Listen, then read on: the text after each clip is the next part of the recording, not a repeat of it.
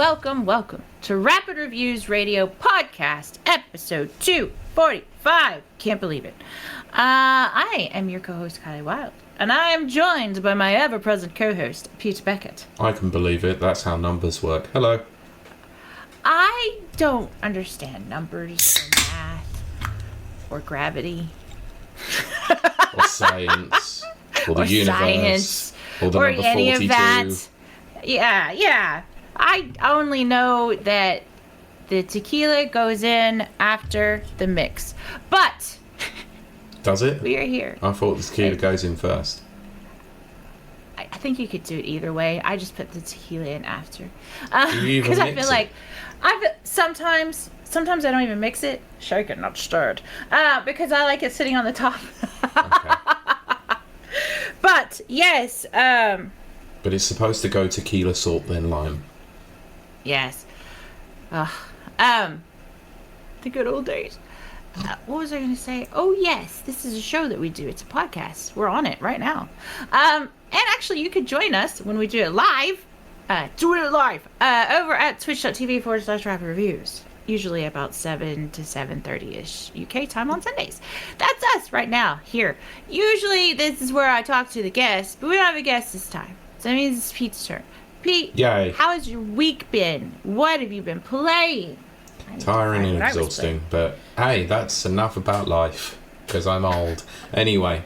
Every day is tiring and exhausting when you're old.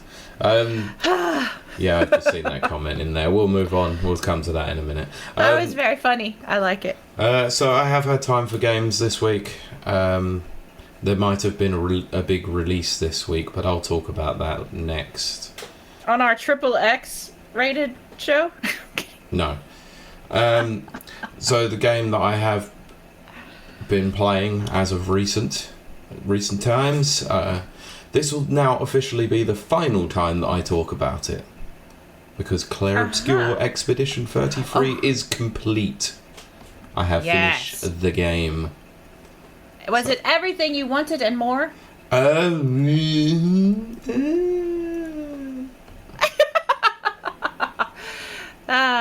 it yes. game week? No, it was very, very good. I really enjoyed everything about the game. I think the Excellent. ending's a little bit sort of like... it's a bit weird in some respects, but then again, most of the game is quite weird. It's one of those sorts of games that I have seen described in videos, because I guess this is kind of the thing for me. When I get obsessed about something, I like to go back and look at things and watch things, you know, analysis and all that sort of nonsense. Analysis. This seems like the sort of game that would warrant a second playthrough so that you can understand some of the narrative choices. Right, okay. There is a choice at the end of the game that changes the whole dynamic of the ending. I chose an ending that I will not tell because, well, it was obviously very spoilerific. But yeah, the narrative is a little bit more complex, and after doing some reading into it, because I think I missed an ending because I think it's in post-game. Oh, right, okay. Which I'm not touching any of the post-game, if I'm honest. But my general thoughts of the game is it is brilliant. Absolutely loved every single second of it. It's incredibly well voice cast, motion captured. The gameplay is fun as all hell. The story is very good, whilst and complex enough and deep enough to keep you interested. I would say it's got deeper, broader meanings as well, which I'm really quite enticed about. It's all about creationism, you know, and loss and grief and stuff like that. So if you obviously once you play it, you'll sort of understand a little bit more in that respect, but I don't want to give away a lot of it. No spoilies. But funnily enough, so I have to tell you this because this was absolutely the strangest story of how I completed the game. So I was up to the final boss. It's another one of those. It's a 2-stage boss. Right, of course. The first stage is, I wouldn't say difficult, but it takes a few times to sort of get used to the pattern and what you can parry and what you can dodge and all that sort of thing. Right. Very trial and error in the game can be. So I ended up getting through the first stage of it particularly fine, and I had a build where basically quite a lot of the characters, if they did a normal hit, would recover health. One of the characters could parry and regain health, like 3% of their health. So I had a very like healer centric build. Yeah. But also I had a skill on called roulette that means that if I can either do 50% damage or 200% damage. And I had that equipped for everyone, but also a skill where you could come back at least once in the battle. Cool. So I equipped that on all 3 characters. So I got through the first stage, no problems. And bearing in mind, I'm playing this on a lunch break from work. So I'm working from home. I try the first attempt and I'm like, crap, I'm going to get absolutely ruined. So I took 5 minutes. I was like, okay, I'm going to do this. I started doing the boss, got to the second stage, and there's a character in there that has, like I think I said before, that has a fortune teller system where they can lay cards down and then they can maximise damage based on how many cards that they've put and what kind of stage they're in, whether they're in dawn or twilight, basically. Right. So I managed to get, no pun intended, all the cards aligned, let's say, in the second stage of the boss, where I had 20 cards in the on the boss itself in twilight, so it meant that damage output was there. Roulette then also kicked in on it. Yeah. And I did their most powerful move that I had equipped for 181,000 damage. Holy crap! And I was about to die. Holy crap! It literally changed the entire battle for me. It was ridiculous. It took it to within about 20k damage left, and that was basically just one hit from Mael. And I finished the boss 1 minute before I was due back to work. That's crazy. So I literally was like, right, Xbox, you stay on. I don't care how long it is, you're staying on. And literally, Rachel got home from work. I was like, sorry, I know you don't particularly like it, but I'm going to have to watch the end of the game after we finish dinner. Oh, goodness. And she's like, is that weird French game that you're playing? I was like, yes. And once I'd finished the game, I said, right, you don't need to see that French game anymore. Yep. Yeah, but 100% game of the year contender for me. Absolutely. Excellent. Yeah, love the game. A shot. Yeah, you should. Will definitely have to. Anyway, major game that I've been playing this week is a main release, and wow, it's a Switch 2 game. Woo! Oh wow, big shocker there. Yes, I've been playing Donkey Kong Bananza. Bananza. Banana. I didn't particularly like the demo of this game when I played it publicly. I remember you saying that. Yes, so I was a little bit trepidatious about this game. I felt it had performance issues. So I always said that I'm going to wait and see what the full release is like. And the full release is better. Ah, well there you go. I am enjoying it. I'm enjoying the general gameplay of it. I do feel like probably the main appeal of the game, which is the destruction side of things, probably will get a little bit tiresome after a while. Ah, right. Okay. But generally I'm enjoying the sort of the actual game itself. The story is absolute nonsense, as you would imagine. It's a Nintendo game. It's basically there just to serve as a vehicle to get you from one point to the other. It's made by the Odyssey team, so it plays in a very similar way to Odyssey does, where it's segmented worlds, but you go through it, you do a boss at the end of each part and go on to the next area. And they're sort of like open hub sort of areas. It's fun. I'm just not sure I'm going to enjoy it fully and completely, but what I have played so far is at least enjoyable, and there are still some performance issues as well. Yes, Pylord has I highlights. know, yeah. But I'll probably be talking about this over the next few weeks because I'll be playing more and more of it. So far, I think I've had about 4 to 5 hours, which is not bad considering the game came out on Thursday. That's true. That's true. Yeah, but that's my week. So, Kylie, how are you? What you been doing? Yeah. What you been playing? Well, first off, I'm going to read Pylord's comment of the last big release I had to flush 3 times to make it go away. And then Steven, hello Steven, how are you? Good evening, Rapid Reviews and friends. And I come just in time to see that Pylord has made a lavatorial comment. At least it wasn't a horrific pun. To which Pylord says... yeah, exactly. The only reason I am here is to make lavatorial comments and jokes. I have no interest in the games they're talking about. Neither do I. No, I'm kidding. I'm so kidding. But yes. So my week. I don't remember. That's why I have a list. Hitman, Resident Evil. Yes, mostly that. It was too hot. So I took Hitman Agent 47 on vacation. Both days. Which makes sense. Yeah. We went to the tropical island where I did, in fact, unlock the Buccaneer Pirate outfit, which I was very, very happy about, because I like it when 47's a pirate. I like it when everyone's a pirate. But pirates. But then I took him on another vacation. To Thailand. And murdered a few people. Yeah.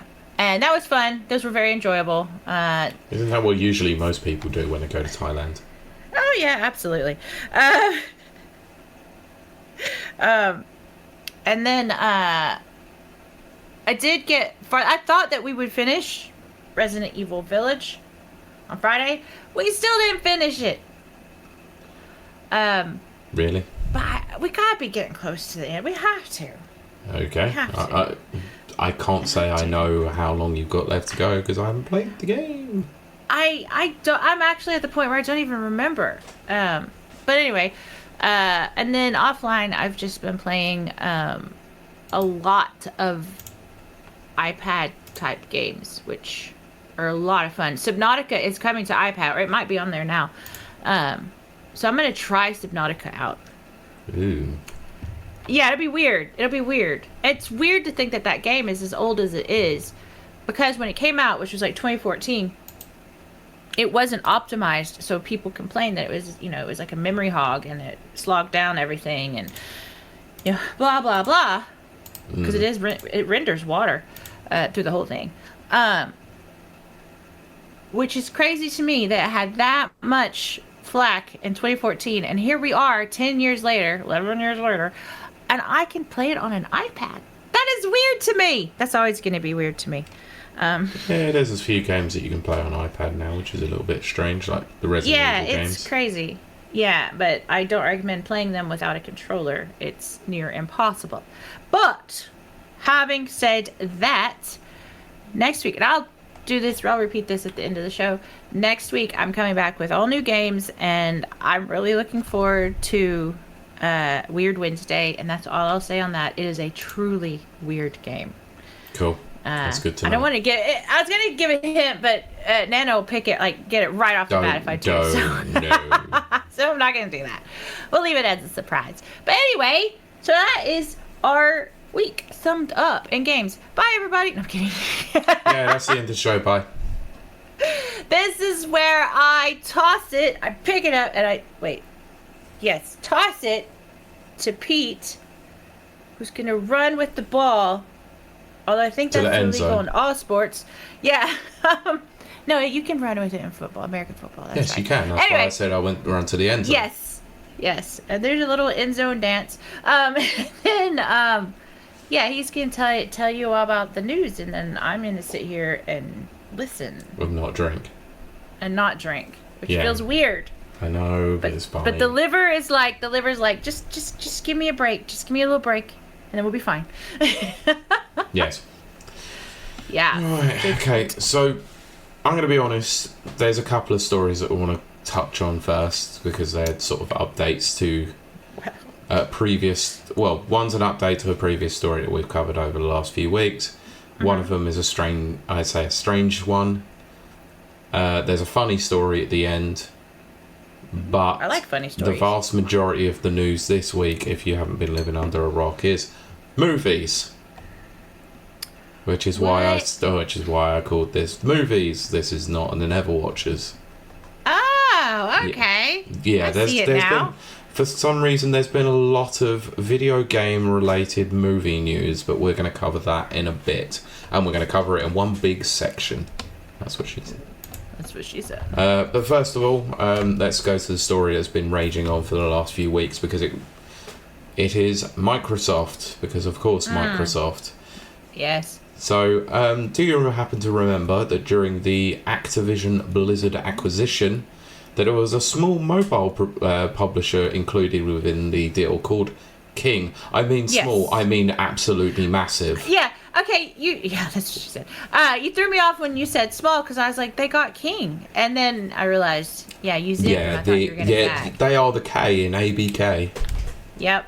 Yeah, so we all know as well, because of the story of the last few weeks, that actually there was some job losses involved within King as well. Mm-hmm. So staff laid off by Microsoft-owned Candy Crush developer King have been replaced by AI tools they helped create, former staff have claimed. Oh no, that's awful! I hate it. Yeah, let's read on and then we can go into it a bit more. Okay. Earlier this month, they cut around 200 members of staff as part of Microsoft's sweeping layoffs. The cuts at King, which has offices in London, Barcelona and Stockholm, mainly affected middle management and UX and narrative copywriting. What the hell? They have narrative copywriting in Candy Crush? Yeah, it wouldn't be very deep, but yeah, you would. Okay, fair enough. UX is what I used to do. What is UX? It's the front-facing things, like the buttons you click, and it's the interface. Oh yeah, of course. Cool. So according I've been replaced by computers. Yeah, so according to a report by mobilegamer.biz, many levels in UX developers, plus practically half of the London-based Farm Heroes Saga team, have been told they're at risk. Notably, it's claimed that these staff spent the last few years building and training AI tools to do their jobs. Yep, exactly what Steven said. Also, bueno principalmente. Bueno. Yeah, Steven. Right. Steven says as a programmer, I dread this happening to me. Yes. Yeah, I do as well. No, I'm not a programmer. No, but... So there's a quote, one anonymous staff member has told Mobile Gamer, so most of the level design has been wiped, which is crazy since they spent months building tools to craft levels quicker. Now those AI tools are basically replacing the teams.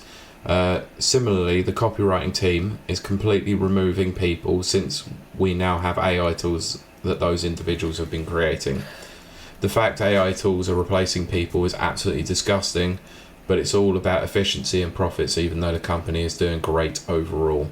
Yeah, that's always more. Yeah, if we're introducing more feedback loops, then it's crazy to remove the developers themselves. We need more hands and less leadership. That's true of a lot of places. Yes.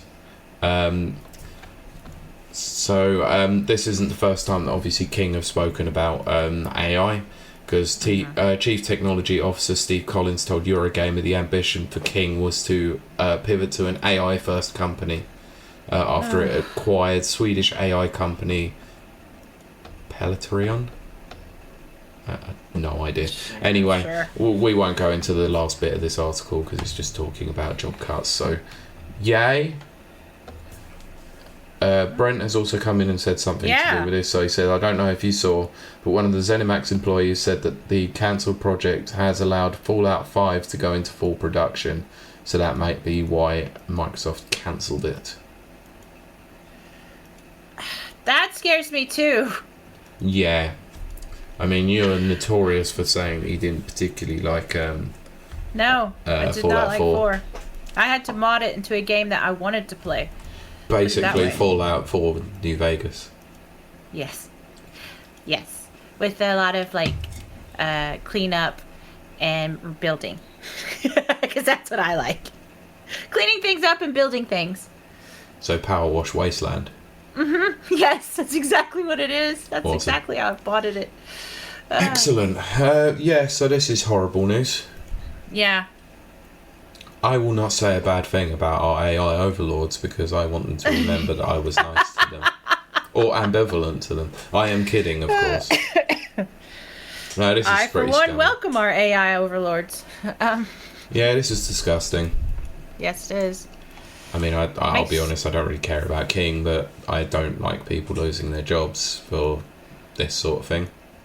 I'm not allowed to buy any businesses for 5 years, but it makes me want to buy a business or start a business and just get humans in there and just pay them to do jobs I mean, as they've done for thousands of years. I mean, I think you should do it. I can't, but You believe me. You have to tell me the reasons off air. Why? it's purely the economic thing. Oh, right, okay. All small businesses, if they've got a good financial advisor, has told them stop. Oh, right, For okay. 5 years. No loans, no credit cards, no buying businesses with debt. Sure, okay. I thought there might Yeah. have been another reason. No, it's just they can forecast. And it's going to be a rough few years. I mean, That's what she forecasting can only go so far anyway. Now that is true. That is very true. And it isn't always correct. No. Yeah. Anyway. Yeah, I mean, who probably forecast that this would have happened? No one. Actually, Yeah. maybe a few people. Probably a few people in the Yeah. know. But Yeah, it still sucks though, so hopefully those Suckage. people manage to actually find a job where they're valued. yeah. But I don't know. What do they expect? Okay. We know my brain doesn't work like a normal person's brain, so humor me. So here's the workforce. I'm also a socialist, don't forget. So here's the workforce. Any chance And you it's all could humans. just put that on record? Yeah, just so that there. Look, society's built on the back of the worker. So the workforce is here, and they're all humans. Mm-hmm. The consumer part of society is up here. Yep. If the humans that are working and building things and making money are replaced by robots, AI, then they're not putting people into the consumer group. They're putting people into the group that's going to need financial help. And then profits are going to go because there's nobody spending money because there's no money being made. Unless you own your own AI company. Which they don't. Is a thought. But now you can sort yeah. of see why companies are spending all that kind of money to invest into their own AI projects. I think Because they it's want going to own an AI. Or Yeah, they all do. the market leader. But I am often wrong. Now with something happened after 2016, and I've been wrong about everything I've called. I wonder what that thing could have been. Yeah, me too. It's when the Higgs boson got exploded. Anyway, no. But I think it's gonna bite them in the ass. I think it has to. If you've ever even dealt with any AI for very long, AI is only a tool. Yep. And it's not even a good tool yet. No, Yet. it's not. It will get there really- eventually. Eventually, so they've got low quality tools replacing humans, which means more mistakes are going to get through. A lot more mistakes. Mm-hmm. Quality testing is gone. They always get rid of the QT QA. department first. QA department, whichever, whatever ones Yeah. they're using. Yeah, that the quality assurance and quality testing is always axed first, which is so dumb. It's funny because Anyway. I might have actually mentioned that on the Nintendo Game and Chat podcast earlier, where I said UI and narratives are always the first to go after a project is completed. Yeah, and I don't know. I don't foresee good things. But I want to be optimistic. I do think AI has its place and it's got its uses. But what is it?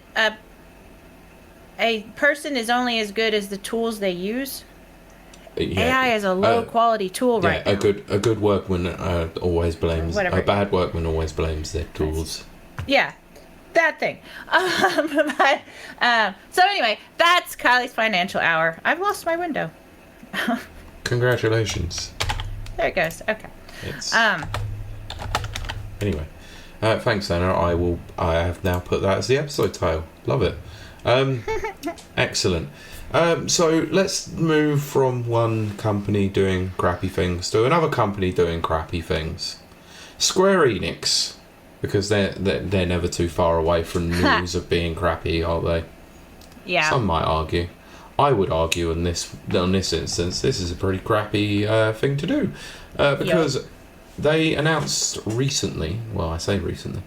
The Dragon Quest 1 and 2 remakes that are due to come out. Oh, okay. They were coming to Nintendo Switch. Yay. Okay. Okay. However, they're also coming to Nintendo Switch 2 as well. Okay. But they have not offered an upgrade path. Right. So let's get into it anyway. So Dragon Quest 1 and 2 HD 2D remake won't offer a Switch 2 upgrade, and save data from the Switch 1 version won't transfer to the Switch 2 version. Nope. Go on. I'll let you finish. In a post on the Dragon Quest website, Square Enix, please just don't call them Square. Don't just call them Square, because Square used to be a freaking good company. Yeah, I call it Squeenix. Squeenix, yeah. Squeenix has confirmed, I think most people do anyway, has confirmed that the Switch, Nintendo Switch version of the game and the Switch 2 version are being treated as entirely separate, and as such won't have any compatibility or upgrade path. This is literally a quote from the website. There is no upgrade path currently available or planned. Please buy your copy for whichever system you'd like to play it on. Oh my gosh. That makes me actually angry. Square notes that both versions of the game have the same content. However, quote, each version has different graphical specifications based on the hardware's processing capabilities. So further down in the FAQ, Square Enix confirmed that save data from won't transfer. So quote from the website, no, the Switch 2 version and the Switch version are treated separate, so save data can't be transferred or shared between them. This also applies to transferring data from the Switch 2 version to the Switch. Righto. Yeah.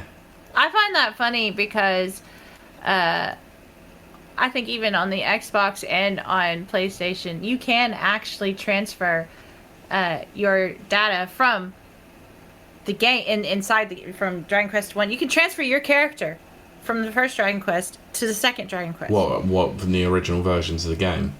Yes. And that's why I find it funny, because it was kind of one of their selling points way back in the day. So I find it kind of how they would have done that, ironically funny. When it was crazy. Well, unless it was on like slightly upgraded versions like the PlayStation, if they had those.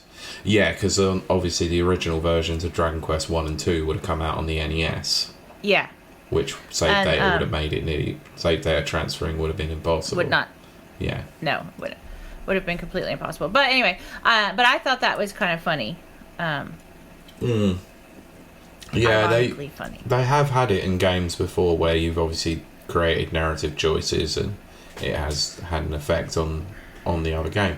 Mass Effect being one of them. Although by the end of Mass Effect 3 it came to be that none of your choices even really mattered anyway. No. It was a nice idea, nice ambition, but EA screwed the pooch on that one, didn't they? And then Telltale games came out, and then choices don't matter. But yes. Mike Tendo says Clementine will remember this. Yeah, no, she won't. It no, won't even she make doesn't. one difference. No, because she did. Yep. Mike Tendo says, so basically buy the game on the system you're going to want to play it on, but it's not cross-compatible. Yeah. Yep, that's very accurate. When did Square Enix get to be so crappy? Oh, wait, I remember. No, I don't. They've been crappy for a long time. When Bono invested in them. I actually do remember when they became so crappy. Okay. This is going to blow your freaking mind. Right. It was when Final Fantasy: The Spirits Within came out. Oh, I can't stand the Spirits Within. Yeah, when Squaresoft gosh. ceased to exist and they became Square Enix, or they merged with Enix to become Square Enix.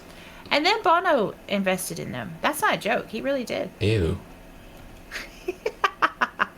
Now I hate them even more. Uh-huh. I love Bono. I don't know why everybody's got a problem with him. Anyway, this isn't Bono talk. Remember, he's not the record holder. He's the record. Yes. Yep. Stupid South Park. Incredibly accurate, though. Anyway. But yes. Well, we'll come back to the funny story at the end because I think we need a palate cleanse. So. Yeah. But anyway, there's been some movie news and lots of it. So where should we start? At the beginning. Well, there isn't a beginning. There's 4 different stories. So which one do you want to cover? 1, 2, 3, or 4? Free. Awesome. This one was specifically posted by Nana, who wanted us to talk about it. Excellent. So I wasn't originally going to include it, and then decided to group it in with the movie news. So why not? Nice. So Netflix has greenlit a live-action Assassin's Creed series. Right. So the show will be produced and run by Emmy nominees Roberto Patino, which is DMZ, Westworld, Sons of Anarchy, and David Weiner. Ha! I like his name. It's funny. Yes, but he was heavily involved in Homecoming, The Killing, and Halo. Yeah. Sorry, I'll say it louder for those at the back of the room. Halo. The show that doesn't exist because it's terrible and I hate it. Master Cheeks. Anyway. I hated it so much. Why did they do that to my characters? Anyway. So the Assassin's Creed live-action series is described as a high-octane thriller centered on the secret war between 2 shadowy factions. And according to its creators, will follow various characters across pivotal historic events. They'll have to be careful. History's not looked on real good right now. Some is not. Yeah. I'm interested at least by this, only because, in some respects, I kind of hope they take this back to how it was originally when Assassin's Creed was a series that was first brought out. Yeah. Do you happen to remember Desmond and the Animus? I think even Ubisoft forgot about that. I was gonna say yes, which I always thought was a very cool creative concept, if I'm honest. They completely screwed the pooch with it though. Apparently. Because Brotherhood was like they carried it on, and I actually thought that was really cool. But, like 1, 2, Brotherhood. What was the other one? Liberation, I think it was. Assassin's Creed Liberation and Assassin's Creed 3 did it, and then they sort of moved away from the Animus story. I think. Then it was just But I kind of hope it goes historical. Like, if they're going to go on the multi-season route, then I do sort of hope that they have some, like, a season is sort of dedicated to a particular time period rather than just one episode. That would be good. Like, have an overarching story involved in it. Yeah. But have it loose. You have to have each season loosely tied together in some respect. That would be good if they would do that. They're not going to do that. Maybe they'll get AI to write it. Possibly. It'll probably come out a little bit better if it's considering that David Weiner's involved with it. I am so out of a job. Anyway. I know.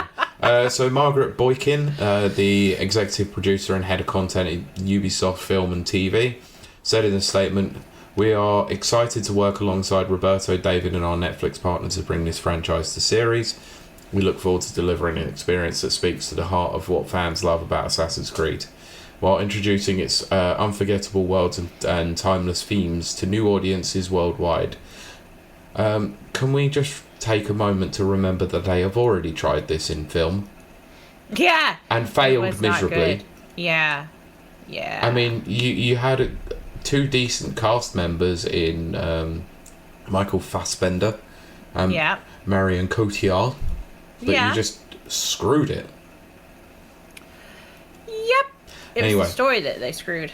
Yeah, because they decided to try and make an original story that had absolutely nothing to do with the games.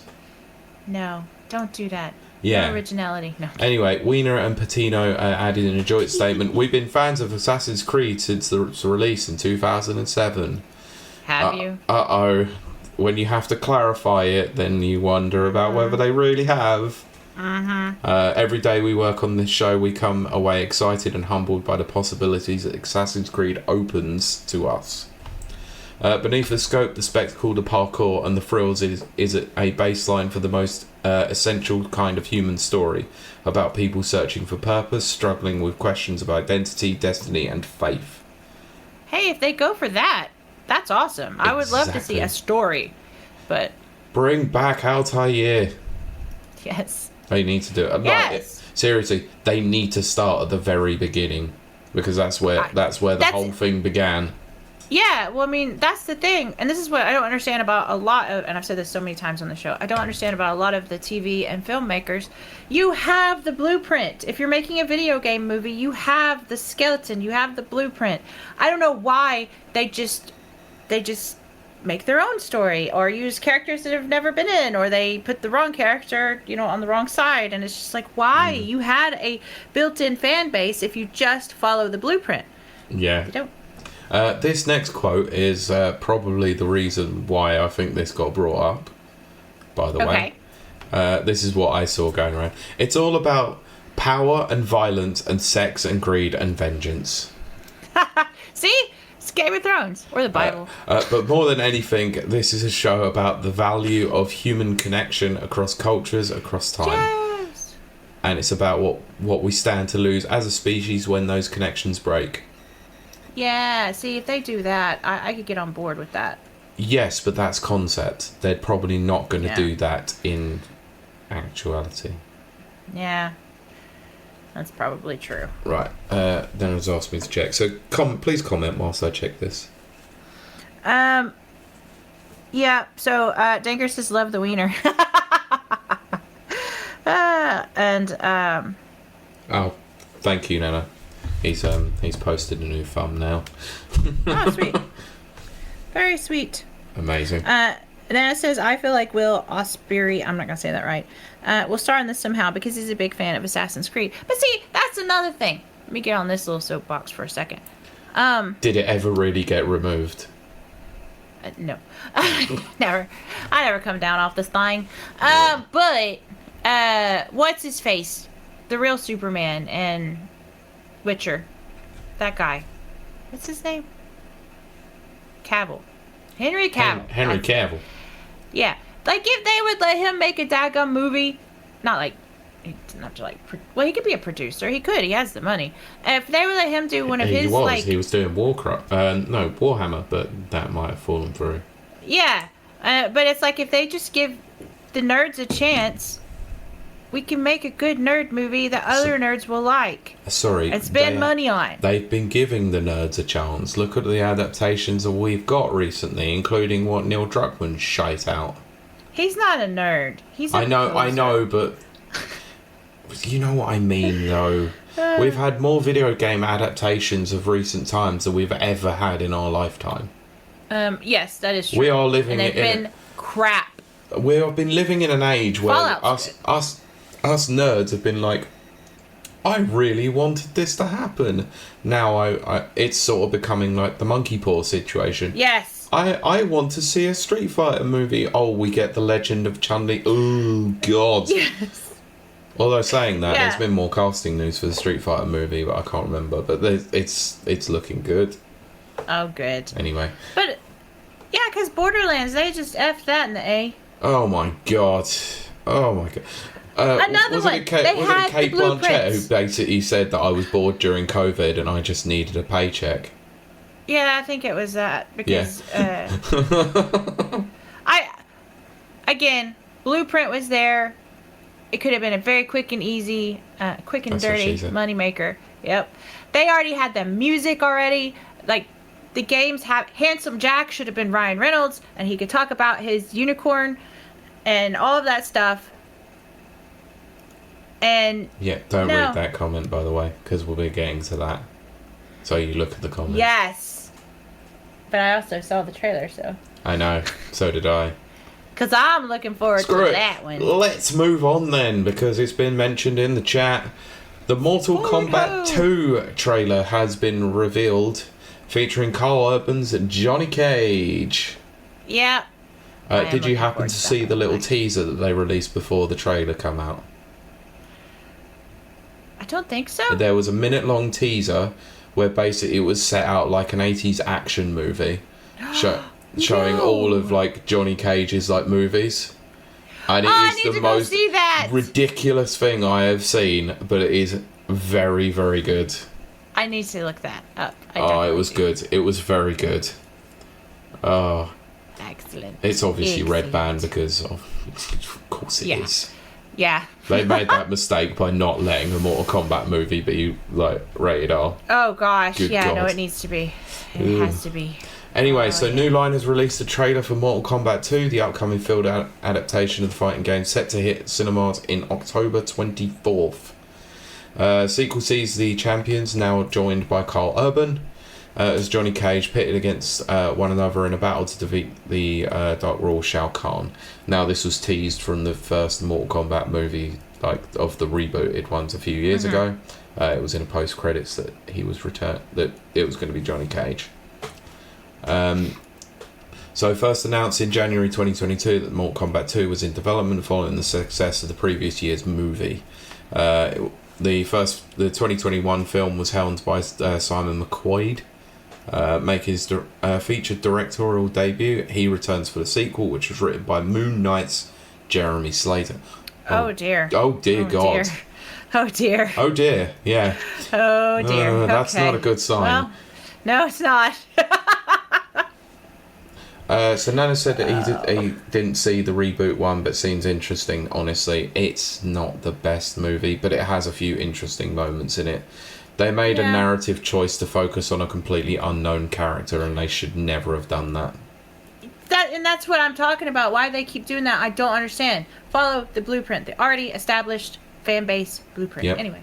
Anyway, so Urban stars alongside Adeline Rudolph, Jessica McNamee, I don't know. Josh Lawson, Ludi Lin, Micard Brooks, Tati Gabrielle, Lewis Tan, Damon Harriman, and with Chin Han, Jesus Christ, I'm not saying that name. Something Asano as Lord Raiden, Joe Taslim's Bihan. So Bihan was he? I can't remember. And Hiroyuki Sanada as Hanzo and Scorpion basically. In 2021, McQuaid said that Johnny Cage wasn't included in the first movie because he would, quote, throw it out of balance slightly, explaining that he's such a giant personality he almost has his own gravitational field. I don't disagree with him there. Suppose main character energy. Mike said, wait, has there ever been a good Mortal Kombat movie? Screw off. 1995's Mortal Kombat is actually a good movie. I loved it, but it's so bad it's good. It's so cheesy. Movie. It's but very I bad. really enjoyed it. I love it so much, and I love the soundtrack. It makes me so happy when I hear it. I still go back and watch it and still am somewhat entertained by it. Yeah, absolutely. It is cheesy. So it's ridiculous. It's a bit stupid at times. It knew what it was. It made Exactly. it knew. It was not trying to be serious. And I think that's what's got a lot of these video game movies and TV shows, is that they're taking themselves, taking themselves far too seriously. Yeah. And it's like, no, don't do that. It was good. It was good. So Mortal Kombat 2. Go and watch the trailer, because we obviously can't play it here. I would if we could, but WB are terrible when it comes to copyright strikes, and I am not going anywhere near that. Yeah. I will say I had absolutely no hope for this whatsoever. When they announced it, I was like, oh god, this is going to be awful. Then they piqued my interest by saying, oh, Carl Urban as Johnny Cage. Okay then, maybe. Yeah. Good work. Good. Yeah. So, okay. Now we're going to move on to the two Nintendo-centric movie announcements that were made. Alrighty. Because Nintendo and Universal have filed a copyright information for an untitled Donkey Kong movie. Oh, so this is probably just going to be Seth, whatever his name is. The filing, which was made in May of this year, declares both Nintendo Studios and Universal Pictures as the co-producers of the film project. Speculation that a Donkey Kong film could be in the works has circulated for some time, and this news comes as the character has received more prominence in the last few years. Donkey Kong was a major character in the Mario Brothers movie, where he was voiced by Seth Rogen. Yeah, that guy. Yeah, obviously we're not going to go into much of this at all because, it's just talking crap. Yeah. But yes, that's my major problem, is that if this is a continuation of anything from the Mario Brothers movie, which obviously we would strongly suspect that Donkey Kong might be involved in the second movie as well. And it's sort of following the same sort of path that Paramount have done with the Sonic movies, where they've introduced a couple of different characters, and one of whom has gone off to go and have a side project, Knuckles. Yep. I suspect this might be a similar thing. Yeah, I think so. But I don't think this is a bad move, though. No, if I'm honest, I because don't. Donkey Kong's an iconic character with an incredibly rich lore and very good character pool to draw from. Yup. So I think they could make a really good movie out of it. If it's animated, 100%. If it's live action, Uncanny Valley have been crossed. It would be hilarious. It would be, but please recast Seth Rogen. He's awful. He is awful. I don't really care for him. I really do not want to hear a movie of him being Seth Rogen. A 2-hour movie of Seth Rogen being Seth Rogen as Donkey Kong. Mike says the big question is, who should be the main villain? King K. Rool, obviously. That's without question. It should be essentially, I wouldn't say essentially, but it should be somewhat of a retelling of the events of the first 3 games. Or the first game, or the second game. I don't know. I'm not sure. But I definitely think that K. Rool's the most iconic villain they've got.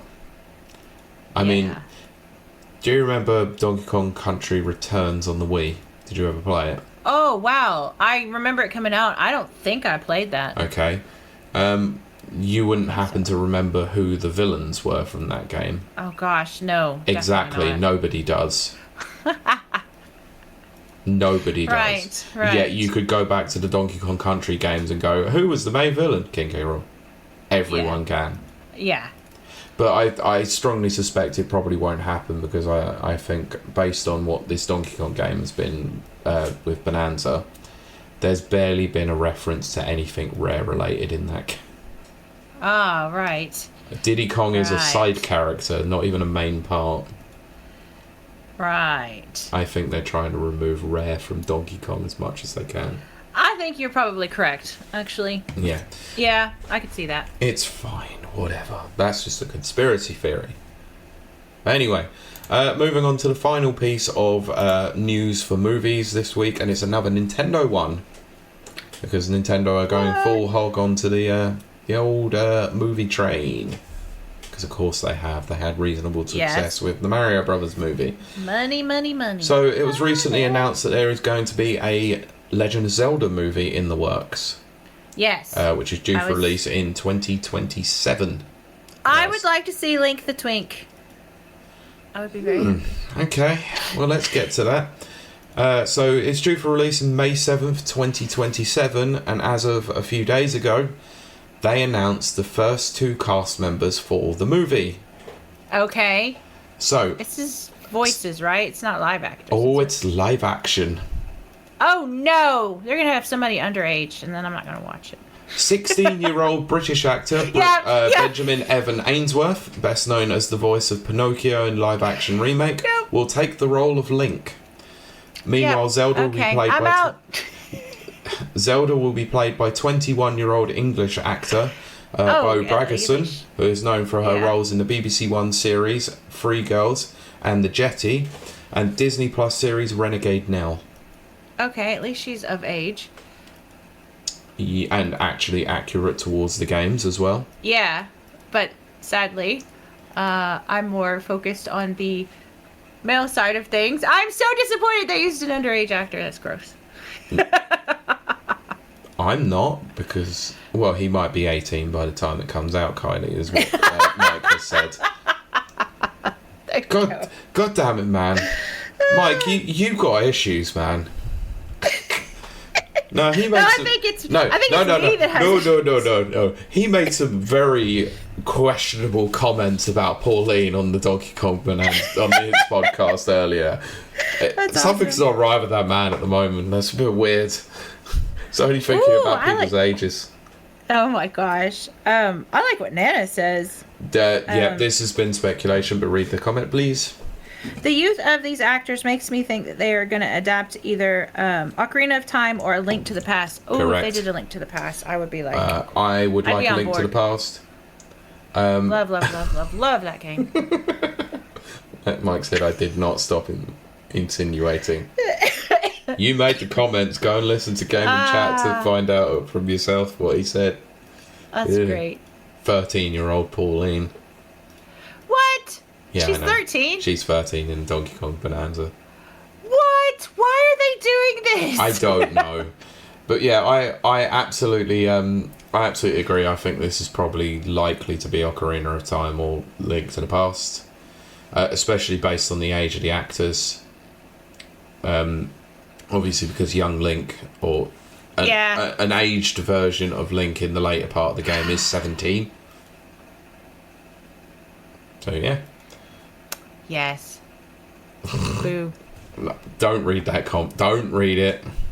He's trying to dig himself out of a hole and it's not working. That's alright. I call him Link the Twink, so, I have my own. Yeah, I holes. know. Yeah, you do. So the Zelda movie will be produced by Shigeru Miyamoto and Avi Arad, who is a former creative officer at Marvel. So Nintendo did this in the most Nintendo of Nintendo ways that they can.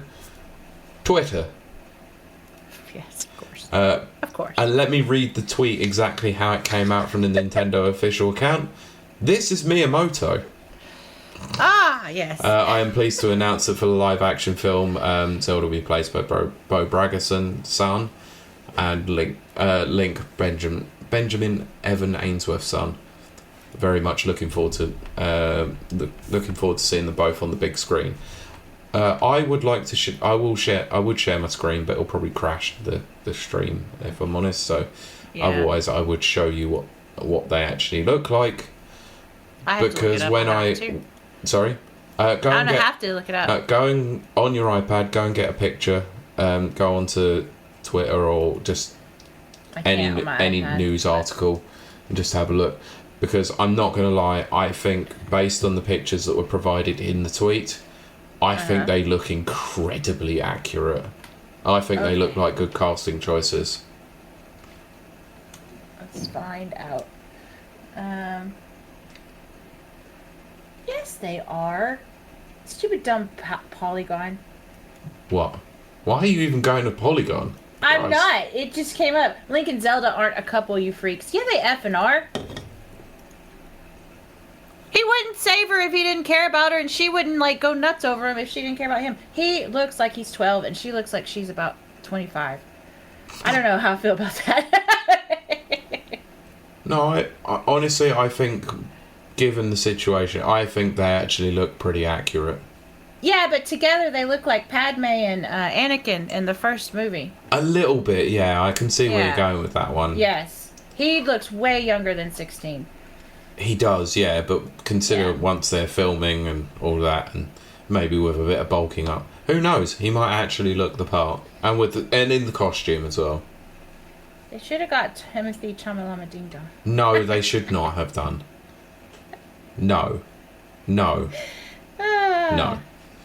Anyway, it will be produced by Nintendo and Arad Productions, directed by Wes Ball, director behind the Maze Runner trilogy and Kingdom of the Planet of the Apes. It's not that great of a Yeah, not the best. Not the best. Tis not. But anyway, yeah. So that's the movies. Yay! Huzzah! I'll be honest. Actually, this last one was the one that excited me the most. The Zelda one? Yeah, I actually am quite interested about a live-action Zelda movie. I'm surprised it's live action. I'm gonna be very honest. I'm very surprised. I'm not disappointed. I love it, but yeah, I'm glad that it wasn't animated, to be honest, because I think that if Nintendo are going to do something, if they're going to break into Hollywood in some respects, they need to differentiate each project. I think Mario, new Disney.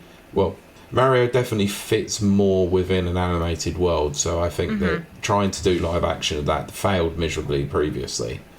Yeah. And they needed to sort of do something to make sure that it was relevant.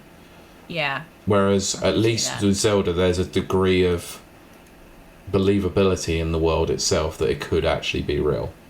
Yeah. Apart from the magic and the crazy nonsense that goes on.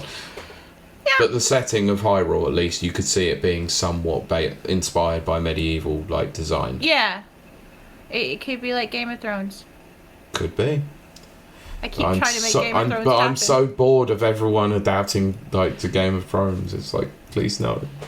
Don't do it's Northern Ireland. It's beautiful. They're not filming in Northern Ireland. They should. They're not going to film The Legend of Zelda in Northern Ireland. They should. We would welcome them with open arms.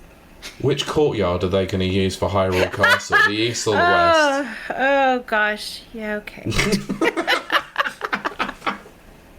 There you go, there's Hyrule Field for you. Yep, my back garden. It's not a euphemism at all. I'm glad.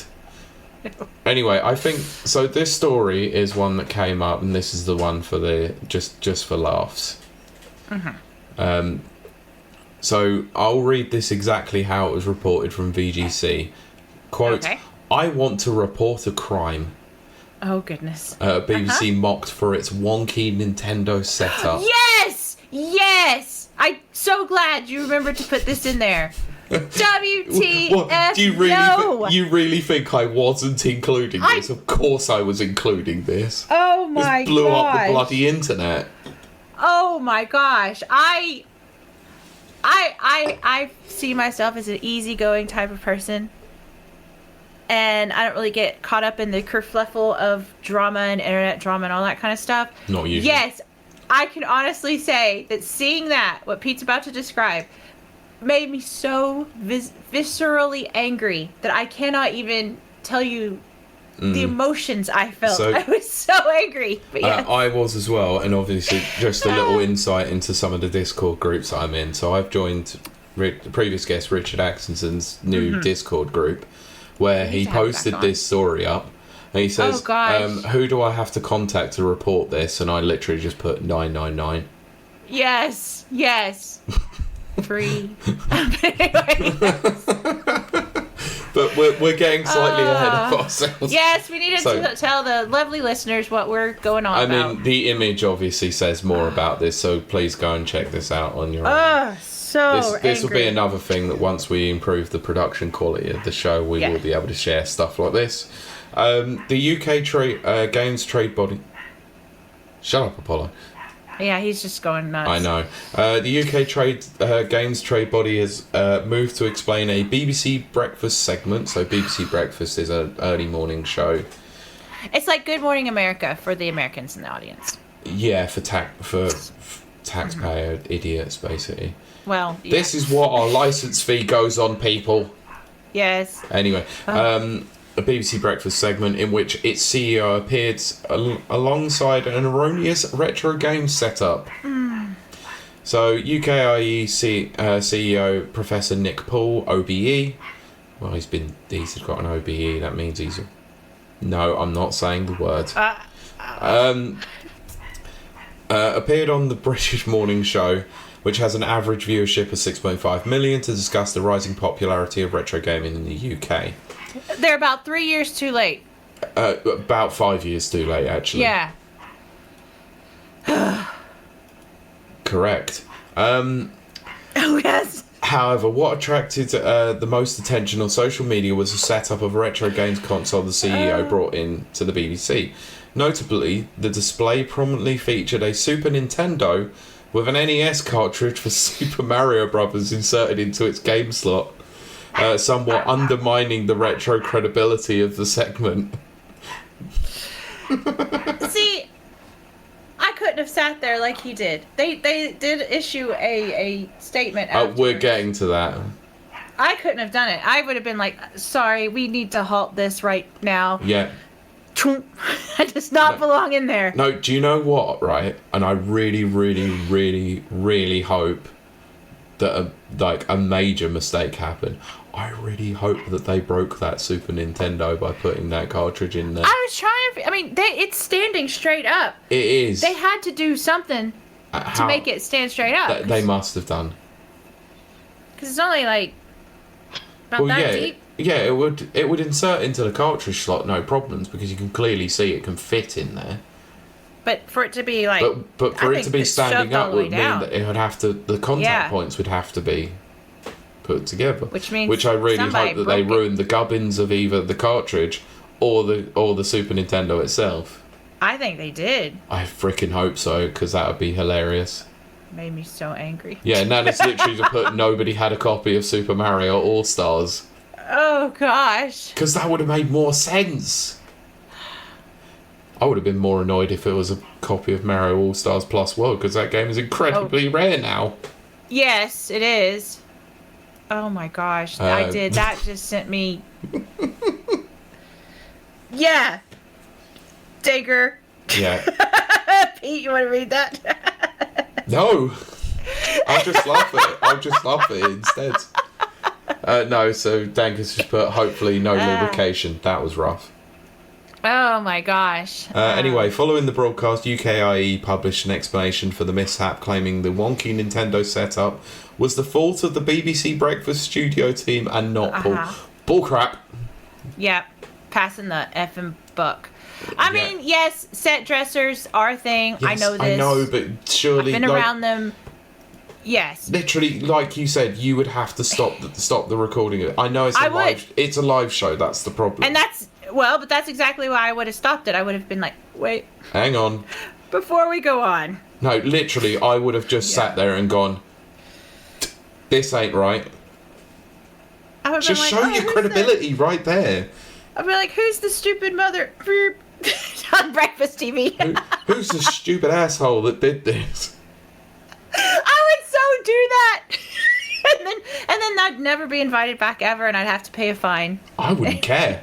Honestly, because then you become more of a meme. Worth it. Yes, exactly. Yeah, you were the one that saved the credibility of retro video games on BBC Breakfast. Oh my gosh, I couldn't believe that. I mean, let's be honest. When, BBC lost all their credibility years ago.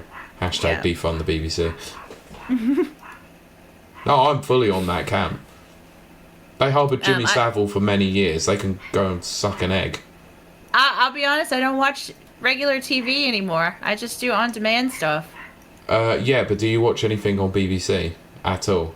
Even not that I'm iPlayer? aware of. Like I honestly don't think I do. Good, I am because even if you watch ITV through right iPlayer, now. you will get screwed.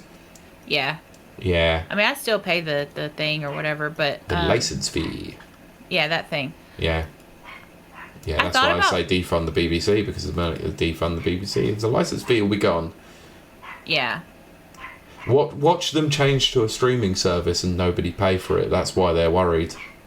But that would, that's a good point, actually. Anyway, let's carry on. So, for transparency, the studio team set up the in-studio display independently and handled the placement of the consoles. Unfortunately, we couldn't adjust it while on air.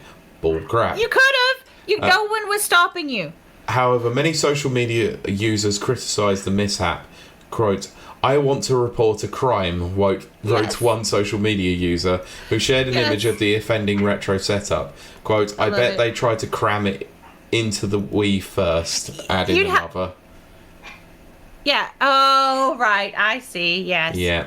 That's probably is what they're just like, oh, it doesn't fit. It must be this one. Yeah. So if you do want to actually watch the segment in the link to the show notes, there is the article about this. It does actually have the full segment from BBC Breakfast, shared by UKIE on LinkedIn. I could not have sat there. I couldn't have. No. Anyway, so the erroneous setup attracted similar ire from members of the games industry on LinkedIn. Quote, "It made my hair stand up," wrote Amazon Web Services Chris Miliciones. I'm very glad it was not just me. I'm very glad. Because I was actually angry. Oh, I was too. Quote, "I know that UKIE didn't assemble the assets, but it does speak to the broader point that there is still a fundamental misunderstanding of video games in the general public." I think that's what is making a lot of us angry. Because I know I think that's the basis of my anger. Yeah. Just, we're so misunderstood. Anyway. Exactly. So the BBC segment was intended to highlight the rising popularity of retro gaming in the UK. The UK has a £7.82 billion video games market, with retro titles playing a growing role in the physical game sales and games culture events, according to UKIE. Because code in a box and game key cards exist. Oh, thank you, Danka. Danka shared the link to the live audience from YouTube. Thank you very much. Perfect. Quote, "As Nick shared on the programme, it's no surprise that older titles and classic consoles are back in demand," it said. Retro gaming taps into a powerful sense of nostalgia and community, offering players a way to reconnect with their past and share the games that they loved with a new generation. I've clearly not got rid of any of mine. Some of those are from America and some I bought here. I have all of my consoles. I don't have them all. I do not have them all, but I have a fair few. And you have a Famicom. Super Famicom, thank you Super very Famicom, much. yes. I have just recently sorted this drawer out. Just the one that I can pick up straight away? Yes. Yep. I've got the handhelds as well. That's one of two, by the way. I've got two GBSPs. Yeah, because I have the gold Zelda one. Yeah. I should bring that down. Got a pink DS. Yes. Oh my gosh. It's Rachel, actually. She gifted it to me. I remember being very excited when they made them pink. Yeah. There is also a PS1 classic in there. So. Oh yeah. Well, not the classic, sorry, the actual PS1 from years ago. I was going to say. So the quote carries on, many popular modern titles take direct inspiration from retro games, proving the past continues to shape the future of play. From iconic arcade cabinets to cherished home consoles, retro gaming is now a thriving part of the UK's creative economy, preserving cultural heritage, driving community events, and inspiring the next generation of creators.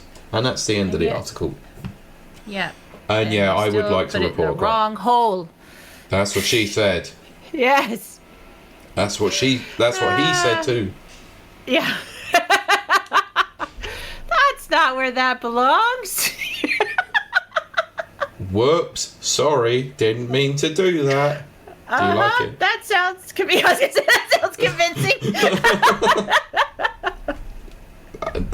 I was going for that story. Yep. Terrible.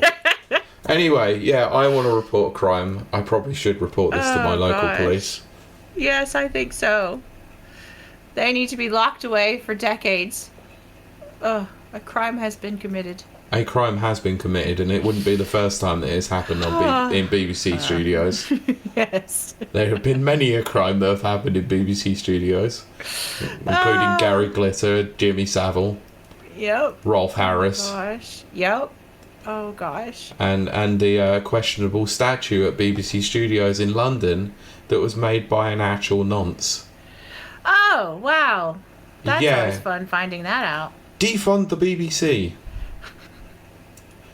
Not for the noncy stuff, but it's absolute abomination in video games. Yeah, that's it. Yeah. You probably get this is the straw that broke the camel's back. Oh, I'm being facetious, of course. Yes. Just to clarify. Right, that's the end of the news. Let's call it a day. Let's call it there. Okay, we're done now. No, I was actually tempted to end it there, but that was no. Yeah. But yes, we hope you did enjoy that lovely news segment. This is a part where Pete tells us all the places that he can be found. Here. What? I didn't see anything about this. Sorry, Brent has said... Yeah, go ahead. Brent said about no TennoCon news from yesterday. Oh, it's Warframe related. Unfortunately not. Oh. Right. Sorry. Yeah.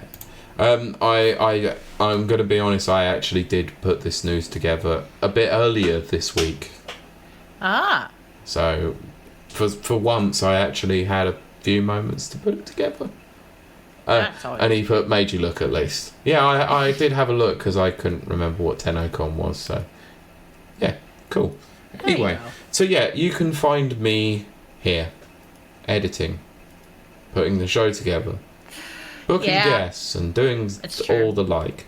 But you can also find me as a guest contributor on the on Best Friend of the Show, Mike Tendo 64 YouTube channel, or on his podcast Game and Chat, where I recently sat down and recorded with himself and Gorny7789, previous guest Gorny, the Pirate Goomba, where we talked about Donkey Kong Bananza and the state of the video games industry, as posed by the question we made a few weeks ago. So, are we screwed? So yeah, you can find that on YouTube and Spotify. It has been uploaded, but you can also hear my voice on the Never Watchers. This one's been sort of a crossover where we talked about movies in some degree. Yeah. But if you like movie chat or reviews of a movie, whether it be Marvel, whether it be other things, go and check us out on Spotify, Apple Podcasts, and all that. Just search the Never Watchers. That's it. Kylie, streaming. You just streaming?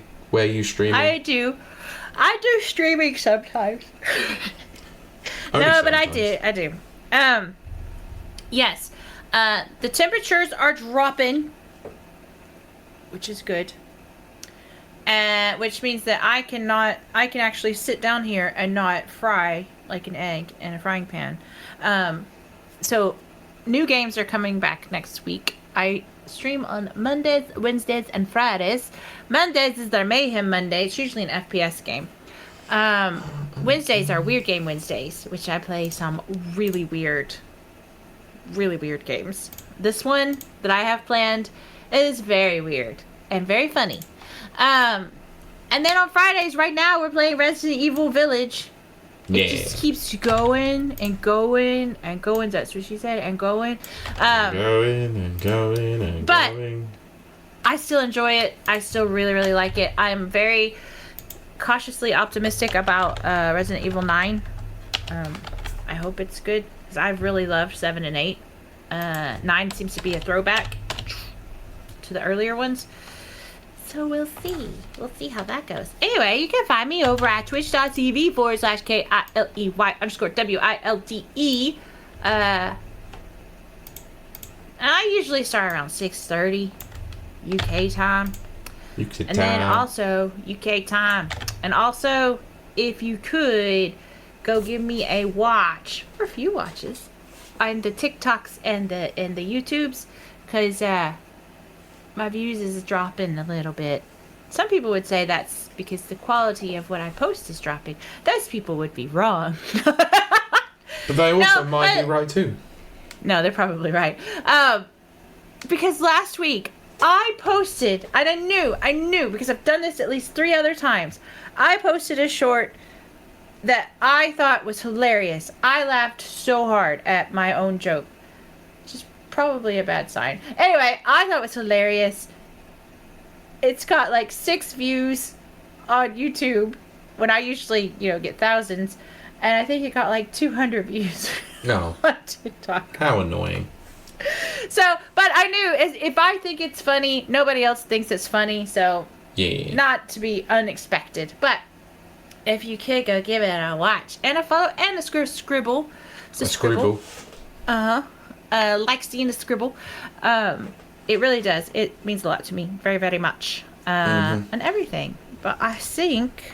Oh, wow. Yeah. It's still 97 degrees over where Brent is in the U.S., which is 36. Yeah. And It's finally. It's gonna start raining here. Actually, it should be Oh, raining it's been now. raining the last couple of days here. Yeah. See, I'm looking forward to that. I got soaked playing golf yesterday. It was quite refreshing. I bet it was. Yeah, it rained last week when I was running at the gym, and I was like, "Yeah, keep raining, keep raining." I'm gonna go run out in the rain. Yeah. Well, it's funny because like a lot of people, maybe of the female persuasion, yes, they don't like to run in the rain. They're No. like, "Oh, I'm gonna get wet. Oh, I hate it." And I'm like, "You're not made of sugar." That's what they used to tell us in Texas. Yeah. You ain't made of sugar. You can get out in that water. But yeah, so I was happy it was raining because it's very hard to run and be hot, and I hate it, and it's miserable. It's horrible. Anyway. Yeah. Yes, we're gonna end this now. Yes, we shall. Goodbye. Thank you so much for joining us. We will see you and talk to you next week. Bye. Call 999 or 111 to report that crime. Bye. Thank you for listening to this episode of the Rapid Reviews Radio Podcast. You can watch the recording of the show live on Twitch every Sunday evening at 7 p.m. UK time at www.twitch.tv/Rapid Reviews. You can also watch the podcast on YouTube, search Rapid Reviews 5534, and you can also watch the video version of the show on Spotify, just search Rapid Reviews Radio. Don't forget to give us a thumbs up, a rating, or a comment on this episode. You can also follow us on Twitter at RRRadioPod, as well as on Blue Sky at rrradiopodcast.bsky.social. Also be sure to visit rapidreviewsuk.com for all the latest reviews and previews.